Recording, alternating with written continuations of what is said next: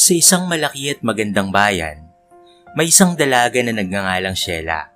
Siya ay anak ng isang yaya na si Aling Telma, na matagal nang naglilingkod sa mayamang pamilya na Hernandez. Sheila anak, huwag ka munang lalabas ha. Baka masaktan ka lang sa labas. Paalala ni Aling Telma kay Sheila bago siya umalis para magtrabaho. Minsan lang naman, Nay. Pero sige po, mag-ingat po kayo sa paglalakad at sa trabaho niyo ha. Sagot naman ni Sheila sabay ngiti. Habang si Aling Telma ay nagtatrabaho, sinasamantala naman ni Sheila ang kanyang oras sa pagtulong sa kusina kasama ang kanyang tita. Dito niya natutunan ang pagiging mabait at mapagmahal sa kapwa. Naging pangalawang ina na rin niya ang kanyang tita Gemma, habang ang kanyang ina naman ay todo sa pagtatrabaho. Sa pamilya Hernandez, kilala si Anthony Hernandez bilang nag-iisang anak at tagapagmana ng kanilang kayamanan. Si Aling Telma naman ang nag-aalaga kay Anthony simula pa noong bata pa lamang ito. At ngayon naman ay si Aling Telma pa rin ang nag-aalaga sa dalawang mga anak ni Anthony. Ito ay sina Kael at Jessa. Aling Telma, maraming salamat po sa lahat ng ginagawa niyo para sa pamilya ko ha. Lalo na po sa mga anak ko.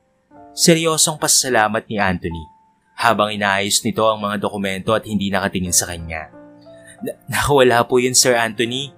Sadyang mahalaga lang po talaga sa akin ang pamilya Hernandez. Sagot naman ni Aling Telma na puno ng pagmamahal sa kanyang trabaho. Matagal na talaga si Aling Telma sa mansyon. Kaya naman para na ring pamilya ang turing ng mga Hernandez sa kanya. Si Sheila naman, kahit hindi niya pa nakikita ng personal ang mga Hernandez, alam niyang ito ay mga kilalang tao sa bayan nila. Nay, gaano na po katagal kayo nagtatrabaho sa mga Hernandez? Tanong ni Sheila kay Aling Telma habang nagluluto sila. Naku anak, matagal-tagal na. Simula pa noong bata ka pa. Sagot ni Aling Telma na puno ng pagmamahal sa kanyang trabaho. Usap-usapan rin sa kanilang bayan na sobrang suplado at hindi ngumingiti si Anthony Hernandez. At sabi pa ng iba, ay nakakatakot raw ang presensya nito.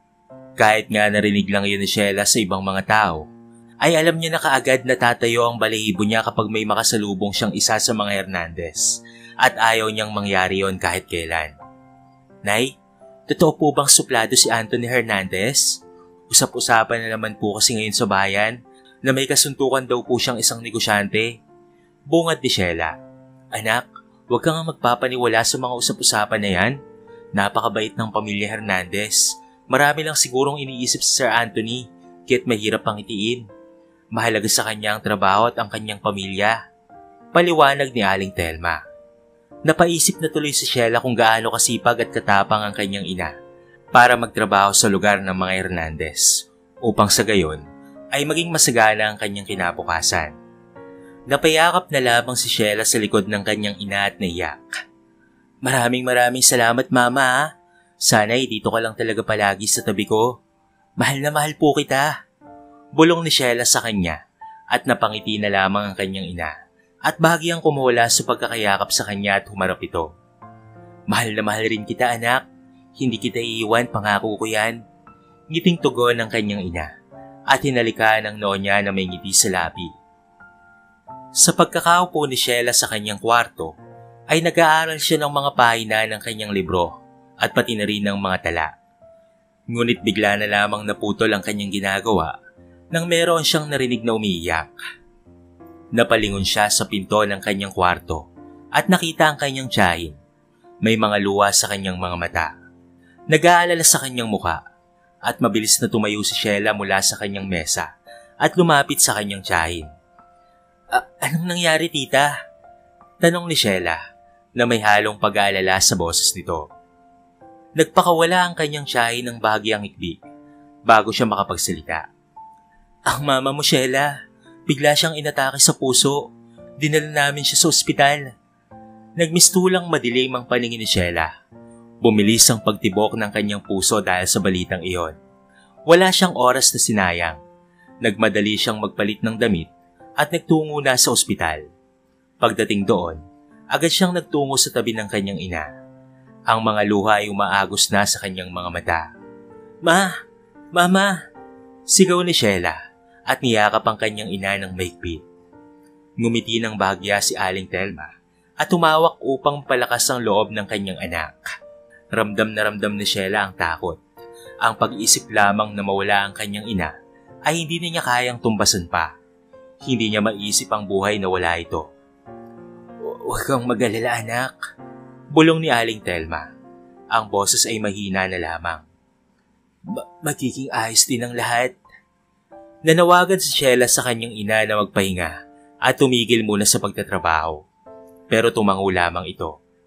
Itinatanggi na hindi niya maaaring talikuran ang kanyang mga responsibilidad, lalo na't kailangan siya ng pamilya Hernandez. Wala siyang magawa kung hindi ang sundin ang kagustuhan ng kanyang ina. Lumipas ang mga araw at nakabalik na nga sa trabaho si Aling Telma. Tila ba naghihilo. Sa unang tingin, muling nagbalik sa normal ang lahat, ngunit hindi mapawi ni Sheila ang takot sa kanyang puso. At 1 linggo pa lamang ang lumilipas, bigla na namang dumating ang masaklap na balita. Natanggap ni Sheila na muli na namang inatake ang kanyang ina. Ngunit sa pagkakataong ito, ay nagdulot ito ng kamatayan. Parang kidlat na sumalpok sa kanya ang balitang iyon. Iniwan siyang napakalungkot at sira ang puso. Hindi niya matanggap ang katotohanang bigla na lamang nawala ang kanyang ina. Sa gitna ng kanyang kalungkutan, hindi makapagtangi si Sheila. Parang ang sakit ay sobrang lalim. Iniwan siyang walang damdamin at walang kaluluwa. Ang pagkakaalam na ang kanyang ina ay tuluyan ng nawala ay tila isang malupit at hindi mabibigyan ng katwiran na katotohanan. Nag-iisa ang dalaga sa kanyang kwarto. Bumagsak si Sheila sa kanyang mga tuhod. Ang kanyang mga luha ay tahimik na dumadaloy sa kanyang pisngi. Masakit sa kanyang puso ang hindi maipaliwanag na sakit. Nagluluksa sa pagkawala ng kanyang minamahal na ina. Parang ang daigdig ay nabahira ng kadiliman nang mawala ang ilaw na tanging gabay niya. Sa mga sumunod na araw, hindi na mapigilan ni Sheila ang kanyang kalungkutan. Nakikipagbuno sa laki ng kanyang pagkawala. Ang mga alaala ng kanyang ina ay bumalik sa kanyang isipan. Bawat isa ay nagdudulot ng lungkot na alaala ng pag-ibig na kanilang pinagsaluhan. Sa kabila ng sakit na bumigat sa kanyang puso, natagpuan ni Sheila ang kapanatagan sa kaalaman na ang pagmamahal ng kanyang ina ay mananatili niyang kasama. Isang gabay sa pinakamadilim na oras, at bagaman ang sakit ng pagkawala ay hindi mawawala ng tuluyan. Ipinangako ni Sheila na magpapatuloy at igagalang ang alaala ng kanyang ina sa bawat hakbang na kanyang gagawin. Isang umaga, isang imbitasyon ang natanggap ni Sheila mula sa pamilyang Hernandez. Inaanyayahan siya nito na bisitahin ang kanilang mansyon. Hindi mapigilan ang kaba ni Sheila dahil ito ang unang pagkakataon na makakapunta siya sa lugar na iyon. Nang makarating na nga siya roon, ay napahanga siya sa ganda at elegansya ng paligid. Parang isang pangarap na nagkatotoo ang pagpasok niya sa magarang mansyon. "Magandang umaga po, Ma'am Sheila. Pasensya na po kayo sa nangyari kay Aling Telma." Bati ng isang tauhan ng mansyon, sabay paggabay sa kanya papunta sa sala. Sa salas, ay nakita ni Sheila ang isang matandang lalaki na may ngiti sa labi. Bagaman may bahid ng kalungkutan sa kanyang mga mata, lumapit ang lalaki sa kanya at nakiramay. "Nakakalungkot ang nangyari kay Aling Telma. Alam mo, mahal na mahal namin dito yon. Napakabasiyahin niya kasing tao at siya ang nagbibigay ng liwanag sa mansyong ito. Kaya naman sobrang nakakalungkot ang biglaan niyang pagkawala." Pahayag ng matandang lalaki na mahalatang napakayaman nito base sa kanyang itsura. "Oo nga po, parang hindi ko pa nga rin po matanggap na wala na po si Mama." Tugon ni Sheila, nararamdaman ang lungkot sa loob ng mansyon. Sandali pa ay lumapit ang 2 cute na bata sa kanilang lolo at napalingon kay Sheila. "Lolo, siya na po ba yung bago nating yaya?" Tanong ng batang lalaki sabay turo kay Sheila. Nagulat naman si Sheila at umiling. "Hindi po, ako po si Sheila, anak ni Aling Telma." Paliwanag niya at ngumiti sa mga bata. Nagbigay ng lungkot ng ngiti ang mga bata. Tila ba namimiss nila ang kanilang yaya. Lumapit si Sheila sa mga ito at niyakap sila. "Okay lang yan mga bata. Sigurado akong masaya na si Mama sa lugar kung saan man siya naroon." Sabi niya na nagpapagaan ng loob sa mga ito. Napaiyak na lamang ang mga bata at yumakap sa kanya. Napangiti si Sheila sa kanilang pagmamahal. Ngayon ay naiintindihan na niya kung bakit mahal na mahal ng kanyang ina ang kanyang trabaho. Pagkatapos ng maikling pag-uusap, ay nagpaalam na nga si Sheila. Ngunit napansin niyang malungkot pa rin ang mga bata habang papaalis siya. Ate Sheila, gusto namin nakasama ka namin palagi. Wala na kasi kaming yaya eh. Sana'y bumalik ka pa rin po dito ha. Sabi ng isang bata na may bahid ng pag-asa sa boses nito. Napangiti na lamang si Sheila sa kanilang mga salita. Maraming salamat sa inyo mga bata. Pero kailangan ko munang mag-isip-isip. Pag-iisipan ko rin po ang kagustuhan niyong ako ang humalili kay mama. Tugon niya at nagpaalam na't lumisa na. Sa pag-uwi niya ay naisip ni Sheila ang mga bata. Naalala niyang wala na rin pala itong ina at tila wala na ring tagapagbantay. Tila ba tinawag siya ng pagmamahal at pangangailangan ng mga ito sa kanya. Ngunit alam niyang kailangan niyang magdesisyon ng taimtim. Sa paglapit niya sa bahay, napagtanto niya ang bigat ng responsibilidad na kanyang dadalhin kung sakaling tanggapin niya ang alok ng pamilya Hernandez. Sa unang araw ni Sheila bilang yaya sa malaking mansyon ng pamilya Hernandez, tila ba napakabigat ng responsibilidad na kanyang tinanggap. Bagamat puno ng excitement at determinasyon, hindi niya maiwasang maramdaman ang mga kaba sa kanyang puso. Ganun pa man, hindi niya pinapahalata ang kanyang nararamdaman sa mga batang kanyang inaalagaan. Mga anak, ano gusto niyong gawin natin ngayong araw?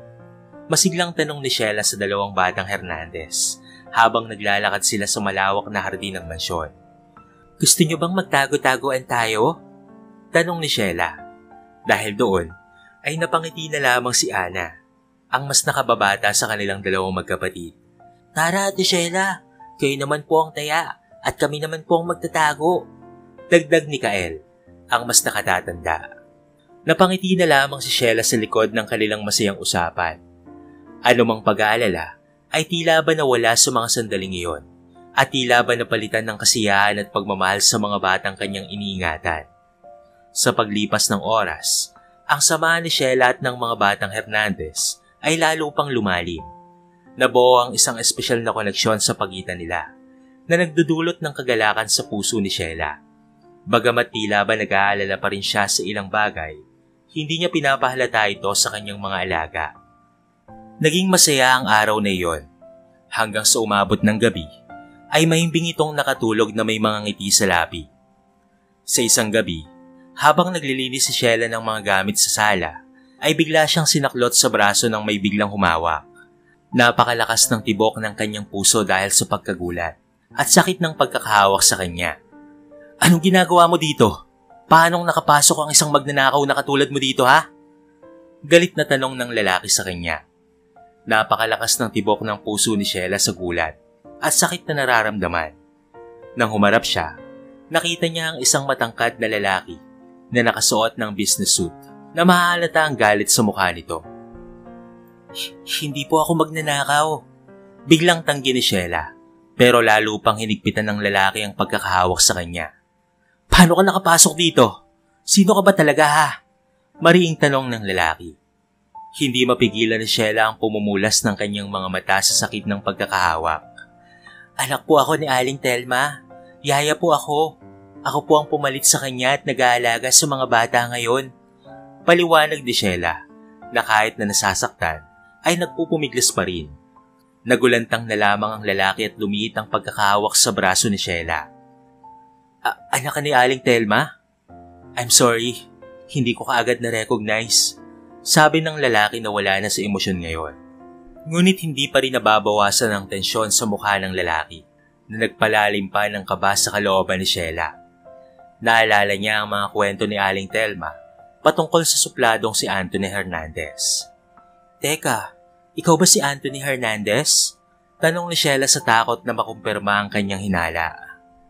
Ngunit sa halip na sagutin, tumalikod na lamang si Anthony at tumalis nang hindi man lamang nagpapakilala. Napanganga na lamang si Sheila sa pagkakataon na iyon at nakaramdam ng hiya sa pagkakamali niya. Ito ang napakasikat at kilalang si Anthony Hernandez. Dala ng kahihiyan, ay pumasok na lamang si Sheila sa kwarto na may kahihiyan pa ring nararamdaman. isang kahihiyan na hindi man lamang niya nakilala ang kanyang amo. Sa kanyang kwarto habang nakahiga, nagdasal si Sheila ng malalim na pasasalamat sa Diyos sa pagkakataon na kanyang natanggap na maging parte ng pamilya Hernandez. Umaasa siya na sa bawat araw ay mas magiging matatag siya sa pagharap sa mga hamon ng buhay, kasama ang pagmamahal at pangunawa para sa mga taong kanyang pagsisilbihan. Sa maagang pagising ni Sheila upang alagaan ang mga batang Hernandez, nasaksihan niya ang isang insidente na nagpalutang ng iba't ibang damdamin sa kanyang puso. Nang makita niya si Sir Anthony sa kotse nito, agad siyang lumapit upang tulungan ang mga bata na sumakay. Ngunit nagulandang na lamang siya nang sabihin ng mga bata na meron silang sariling sasakyan na hindi galing sa kanilang ama.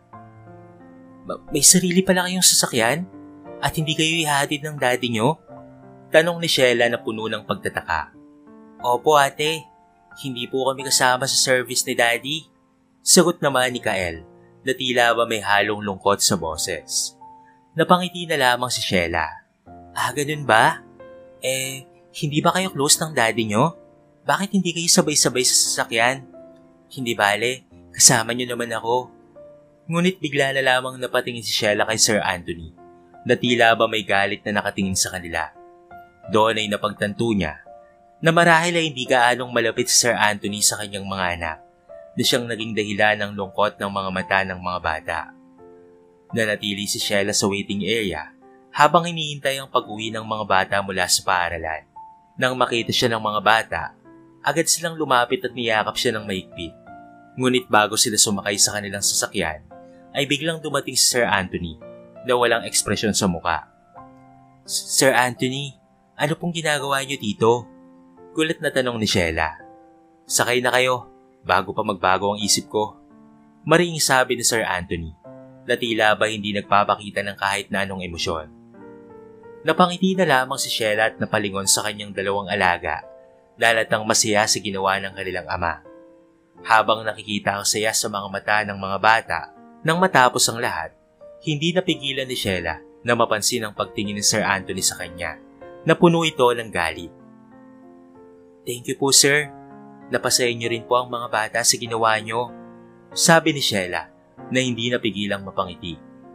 Ngunit agad na tumikhim si Sir Anthony at hindi nagpakita ng anumang ekspresyon. May pupuntahan ako sa lugar na ito, kaya dumaan lang ako dito. Hindi ko intensyon na magpunta sa paaralan. Ngayong araw lang ito. Seryosong paliwanag niya. Hindi napigilan ni Sheila na muling mapangiti. Hindi nga. Huwag po kayong mahiyang magpakita ng pagmamahal para sa mga anak niyo, sir. Mas matutuwa po ang mga bata kapag madalas mo silang pinapansin. Ngunit agad siyang nilingon ni Sir Anthony na may galit sa kanyang mga mata. Sorry, sabi ko nga po. Tatahimik na lang ako. Mariing sabi ni Sheila na tila natatawa pa. Lumingon na lamang si Sheila kina Kael at Ana at nakita niyang natatawa rin ang mga ito. Sa kanilang pag-uwi sa mansyon ay sobrang namangha si Lolo Roel nang makita ang mag-aamang Hernandez na sabay na umuwi. Wow! Nakakamangha naman! Ngayon lang nangyari na sabay na nakauwi ang mag-aamang Hernandez.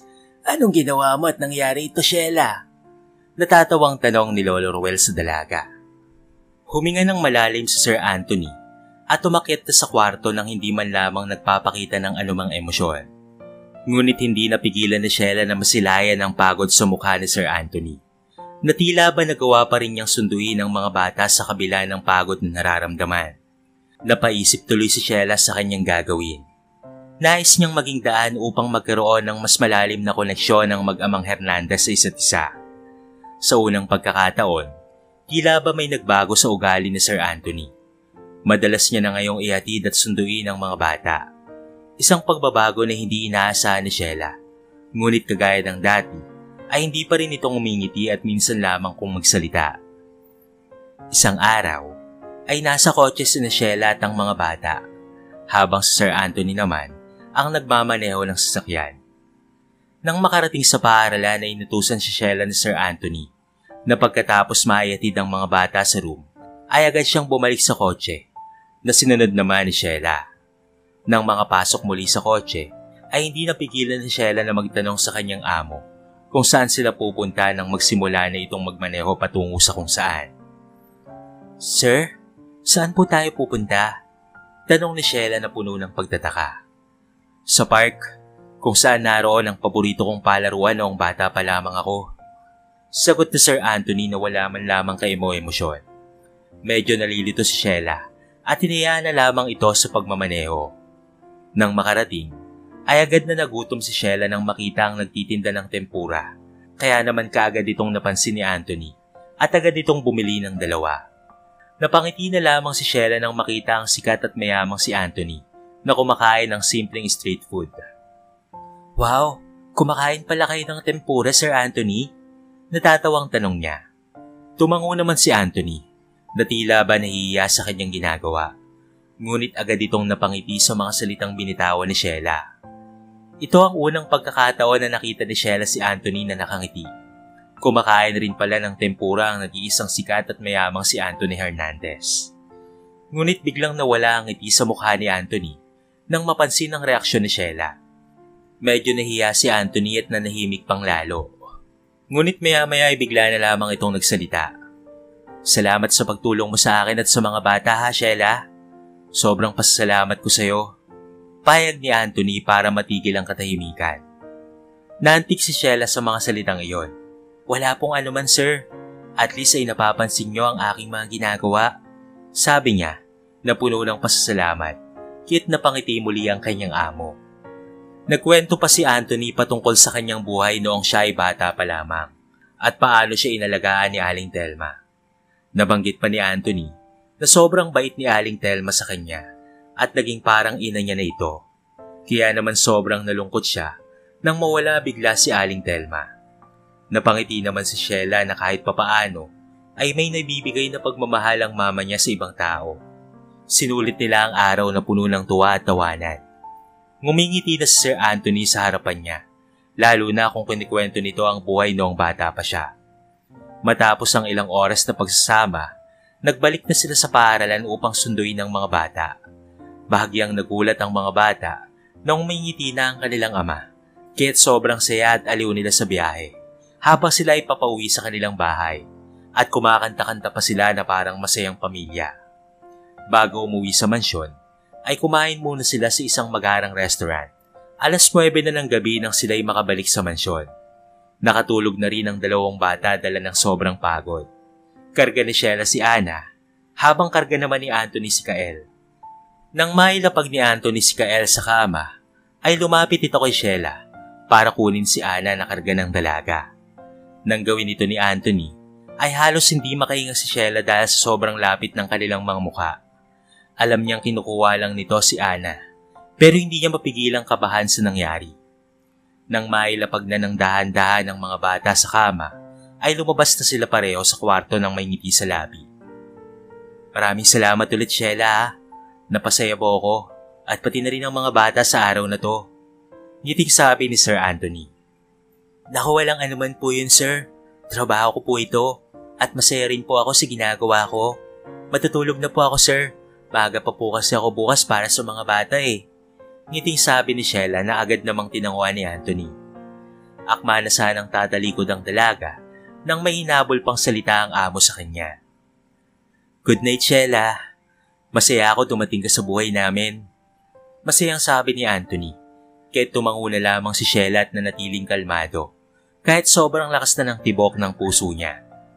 Nang makatungo sa kwarto ang dalaga, ay hindi niya napigilang mapangiti habang inaalaala ang magandang araw na ito at mas nagkaroon ng lakas ng loob para magpatuloy at pagbigay saya sa mga tao sa loob ng mansyon. Nasa waiting shed si Sheila, naghihintay sa kanyang mga alaga, nang bigla na lamang lumapit ang isang hindi pamilyar na babae. Mukha itong sosyal at mabait ang ngiti sa labi. "Bakit kaya ito lumapit sa akin?" Bulong ni Sheila sa kanyang sarili habang lumalapit ang babae. "Excuse me, miss. Ikaw ba ang bagong yaya ng mga batang Hernandez?" Tanong ng babae na may kaba sa boses. Tumango naman si Sheila. "Oo, ako nga po." Nagpakilala ang babae bilang ina ng mga batang Hernandez, kaya't nagulat si Sheila at hindi ito makapaniwala. Napangiti siya ngunit may halong hiya sa kanyang mga mata. Oo, ako nga po. Ako po si Sheila. Sagot niya. Nag-aalab ang kuryosidad sa kanyang dibdib. Nagkatinginan sila ng ilang sandali hanggang sa bigla na lamang nagsalita ang babae. Pwede ba kitang hiyaing magkape tayo sa coffee shop doon sa tabi? Gusto kong makilala ka ng mas mabuti. Sabi nito na may ngiting puno ng kasiyahan. Sure po ma'am. Sige po. Samahan ko po kayo. Sagot ni Sheila. Natutuwang may interes ang ina ng kanyang mga alaga sa kanya. Sa loob ng coffee shop, ay tahimik na umupo si Sheila habang nag-aabang ng mga susunod na salita ng babae. Ano bang favorite mong kape, Sheila? Tanong ng babae habang pinagmamasdan si Sheila. Ay ma'am, okay lang po kahit ano pong kape. Sagot naman ni Sheila habang ito ay nahihiya. Pwede rin tayong mag-share ng isang slice ng cake. Alam kong medyo nalilito ka kung bakit kita niyaya ngayon. At medyo napapagod ka rin sa trabaho mo. Kaya naman gusto kong magkaroon tayo ng oras para naman makapag-usap tayo. Para mas makilala mo ako at ikaw rin, mas makilala kita ng lubusan. Dagdag pa ng babae na may kaunting lungkot sa boses. Salamat po sa inyong pag-aalala ma'am. Opo, ganyan po talaga. Pero masaya po ako sa trabaho ko at mahal na mahal ko po ang mga bata. Sabi ni Sheila na puno ng pagpapasalamat sa puso. Matapos ang ilang minuto ng pag-uusap, napag-alaman ni Sheila ang dahilan ng pagbisita ng ina ng mga bata sa kanya. Plano pala nitong sorpresahin ng kanyang mga anak at bibisita siya sa mansyon sa darating na linggo. Nagkasabay silang naglakad papalabas ng coffee shop. Salamat po sa panglilibre sa akin, ma'am ha. Masaya po akong makilala kayo ng mas mabuti. Sabi ni Sheila na puno ng pasasalamat. Huwag mo na akong tawaging Ma'am Sheila. Ang pangalan ko'y Vivian. Pwede mo naman akong tawagin sa pangalan ko lang. Sagot ni Vivian na may ngiting puno ng kabaitan. Salamat Vivian. Natutuwa po ako sa oras na ito at nagpapasalamat po ako sa pagtanggap niyo sa akin. Sabi ni Sheila na puno ng pagpapasalamat sa puso. Maya-maya ay nagpaalam na sila sa isa't isa na puno ng ngiti sa labi at saya sa puso. Nang makabalik si Sheila sa paaralan para sunduin ang kanyang mga alaga, napansin niya na may ngiti sa kanyang mga labi. Unti-unti na niyang natatanggap ang kanyang bagong pamilya at nagiging mas makulay na ang kanyang buhay sa mansyon ng mga Hernandez. Samantala, sa bodega habang nililinis ni Sheila ang mga gamit na puno ng alikabok, ay bigla na lamang niyang nakita ang isang malaking litrato na tila na puno na ng alikabok. Ano kaya ito? Bulong niya sa kanyang sarili habang binubuksan ang malaking litrato. Nang makita niya ang larawan ng isang kasal ni Sir Anthony at ni Vivian, ay nagulat na lamang siya. Bakit ito nakatago? Tanong niya sa kanyang sarili. Siguro ay dapat ko itong linisin at ilagay sa tamang lugar. Bulong ni Sheila sa kanyang sarili habang nililinis ang litrato. Pagkatapos linisin, dinala ni Sheila ang litrato sa sala at i-display ito para masurpresa ang pamilya sa pagdating ni Vivian. Pagdating ni Sir Anthony sa mansyon, masayang sinalubong ng mga bata ang kanilang ama. Maganda rin ang ngiti ni Sir Anthony nang makita si Sheila. Nahalatang masaya itong makita siya. Ngunit bigla na lamang nawala ang ngiti ni Sir Anthony nang makita ang mga larawan sa pader. Teka, sino ang nag-display nito? Bulong niya. Ako po Sir Anthony. Sagot ni Sheila na may ngiti sa labi. Ngunit bigla na lamang napalakas ang kanyang boses. Ang ganda niyo pong tignan dyan kasama si Ma'am Vivian. Bagay na bagay po talaga kayo. Masayang sabi ni Sheila. Ngunit unti-unting nawala ang saya sa mukha ni Sir Anthony. Tanggalin mo yan.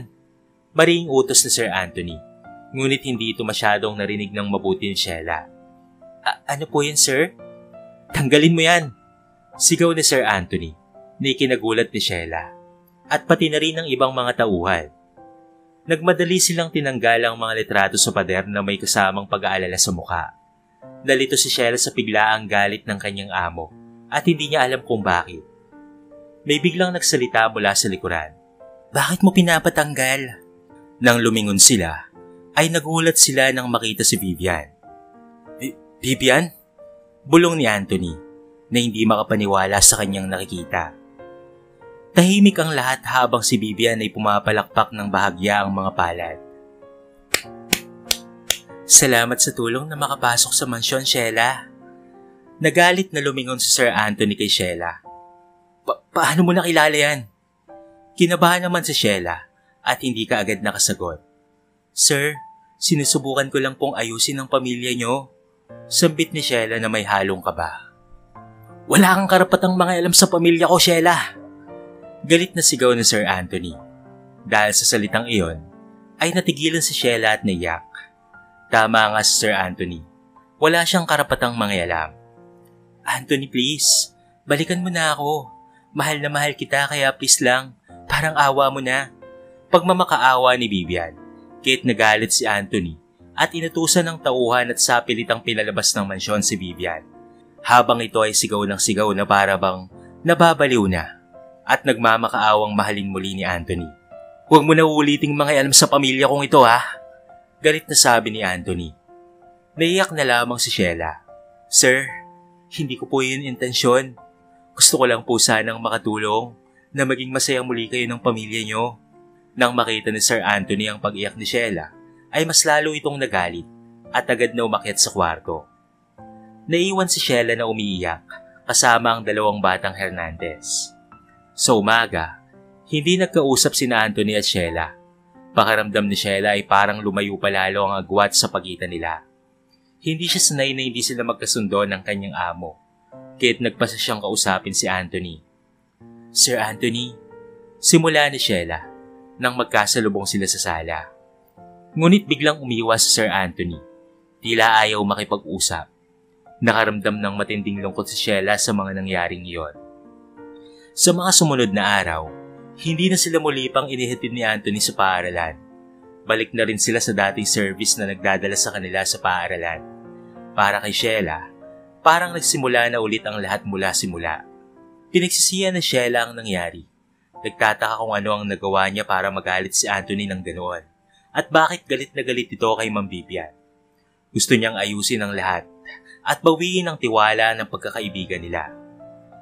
Isang gabi, habang hindi makatulog si Sheila, ay nagpasa siyang tumambay sa hardin ng mansyon. Maya-maya ay bigla siyang nagulantang nang lumapit si Anthony. Ngunit kakaiba ang anyo ng kanyang amo. Mukhang lasing na lasing ito. Tumabi si Sheila sa kanya at inalalayan. Pinakinggan niya ang salaysay ni Anthony. Naawa siya sa kwento nito. Sa sakit at lungkot na dinaranas ni Anthony nang dahil kay Vivian. I'm sorry kung nasigawan kita noong nakarang araw, Sheila ha. Ang totoo kasi niyan, si Vivian ang dahilan ng miserable kong buhay. Siya ang dahilan kung bakit namatay ang mami ko. Dahil sa matinding away nila noon, inatake sa puso si mama at binawian ng buhay. Ilang taon pa ang nakalipas noon, ay iniwan kami ni Vivian ng mga anak namin para sumama sa ibang lalaki. Kaya sobrang galit na galit ako sa babaeng yon. At wala siyang karapatang bumalik sa buhay namin. Dahil alam kong pera na lang ang habol niya sa akin. Dahil sa kwento ng kanyang amo, ay hindi napigilan ni Sheila na hindi maawa at malungkot para dito. Lasing na lasing ang kanyang amo kaya inalalayan niya ito. Hindi mo po kailangang mag-sorry sir. Hindi mo naman kasalanan ang nangyari. Sabi ni Sheila na may halong pagdamay at pagpapakumbaba. Nagpahayag rin ng pasasalamat si Sheila sa pagkakataon na may pakilala ni Anthony ang totoong nararamdaman nito. Dala ng awa, ay marahang niyakap ni Sheila ang kanyang amo upang ito ay kumalma. Biglang tumahimik silang dalawa hanggang sa biglang nagkaroon ng kakaibang tensyon sa pagitan nila. Sheila, tawag ni Anthony na tila napakaseryoso. Lumingon si Sheila sa kanyang amo at maya-maya ay biglang humalik si Anthony sa kanyang labi at bigla na lamang itong nawalan ng malay na tila ba nakatulog dahil sa sobrang kalasingan. Napatigil si Sheila dahil sa pagkagulat. Hindi niya alam kung ano ang kanyang gagawin. Hindi niya inaasahan ang pangyayaring iyon. Kahit nagulat, inalalayan na lamang ni Sheila si Anthony papasok sa kwarto. Hinayaan niya itong matulog ng maayos roon. Nang umakyat na nga si Sheila sa kanyang kwarto, hindi na niya alam kung paano ilalarawan ang nangyari. Binabagabag siya ng kanyang mga damdamin at iniisip kung ano ang susunod na mangyayari. Sa umaga, ay nagkaroon ng kakaibang sigla sa mansyon ng mga Hernandez. Bumalik na muli ang ngiti sa labi ni Anthony. Nakakaiba sa nakaraang mga araw. Nagtaka ang lahat sa pagbabago ng kanyang mood, kung bakit tila masaya na ulit ito at buhay na buhay pa. Sir Anthony, Magandang umaga po.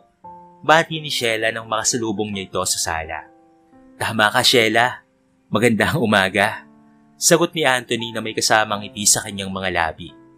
Napansin ni Sheila ang kakaibang kilos ng kanyang amo.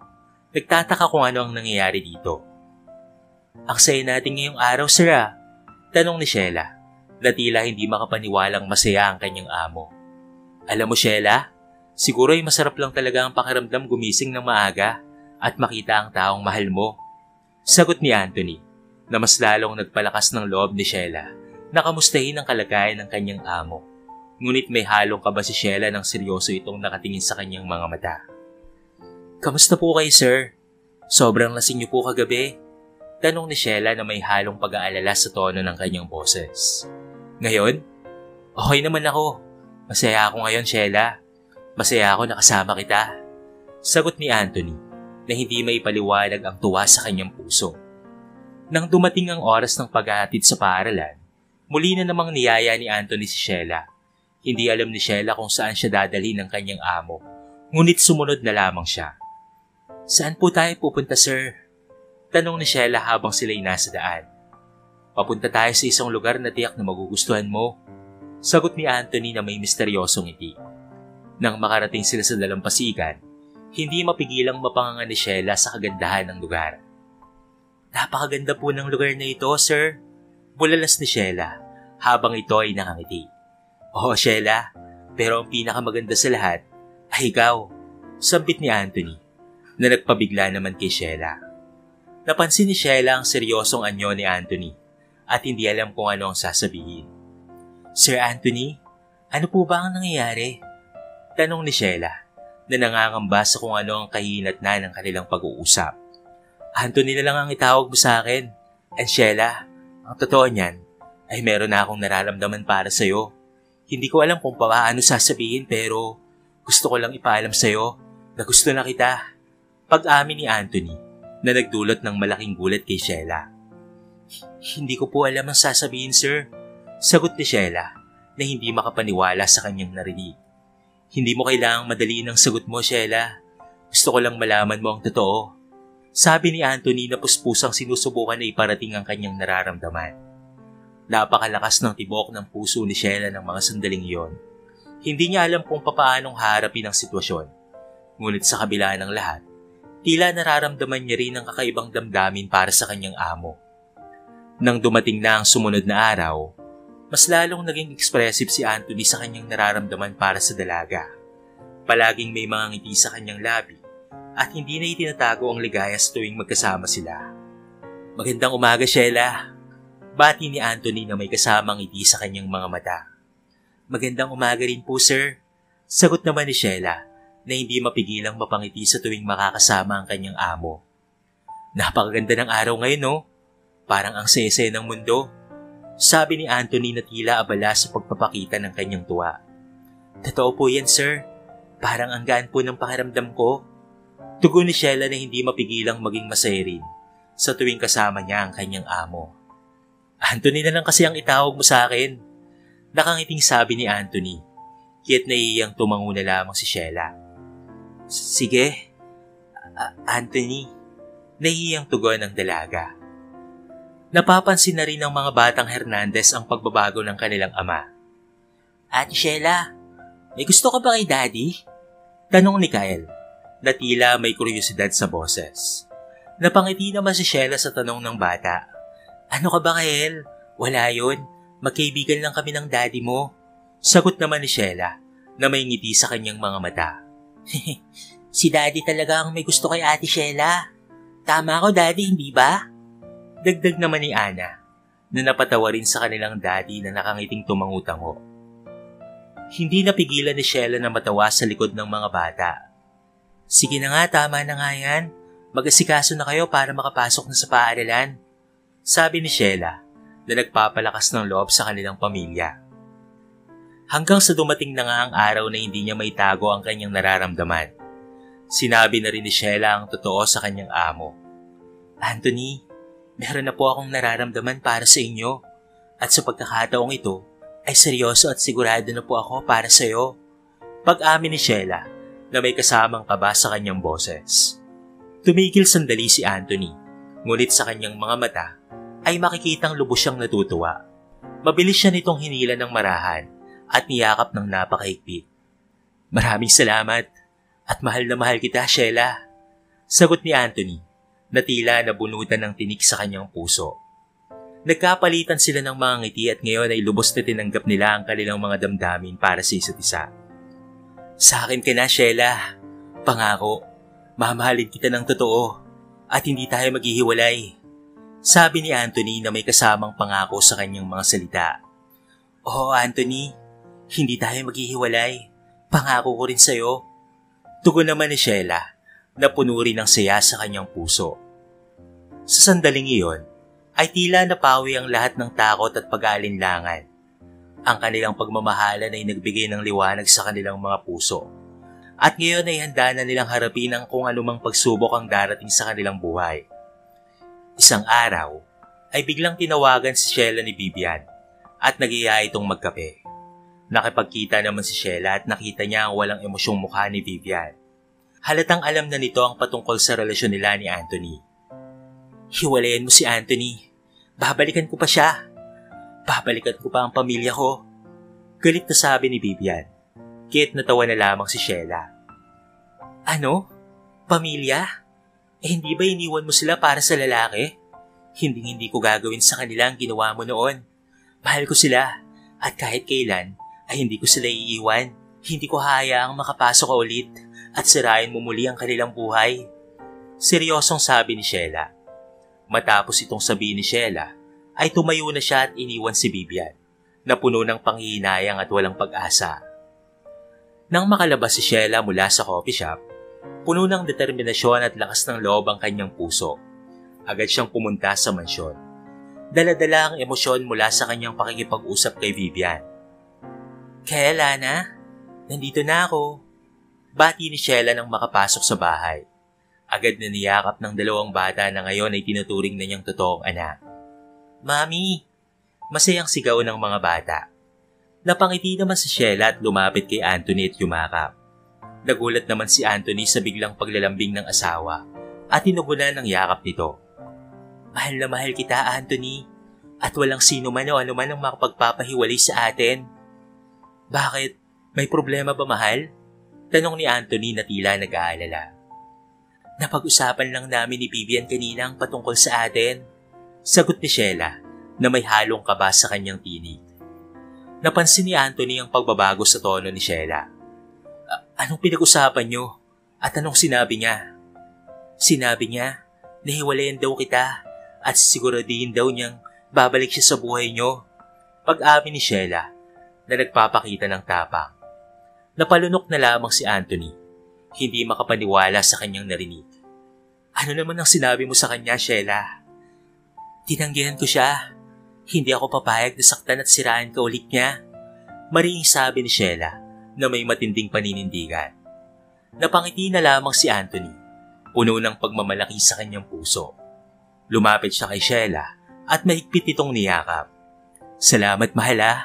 Salamat sa pagmamahal at sa pagiging tapat mo sa akin. Naramdaman ni Sheila ang mainit na halik ni Anthony sa kanyang mga labi. Mahal kita, Anthony. Bulong niya, puno ng pagmamahal sa lalaking ito. Mahal na mahal din kita, Sheila, at hindi kita pababayaan. Pangako ni Anthony na may kasamang matamis ng ngiti. Mula nga noon, ay naging magkasama na sila pagkatapos nilang maikasal. Tuluyan ang nagkahiwalay sina Anthony at Vivian. Tinanggap ng mga bata si Sheila na parang kanilang tunay na ina. Ngayon sila ay masaya at nagmamahalan bilang isang pamilya.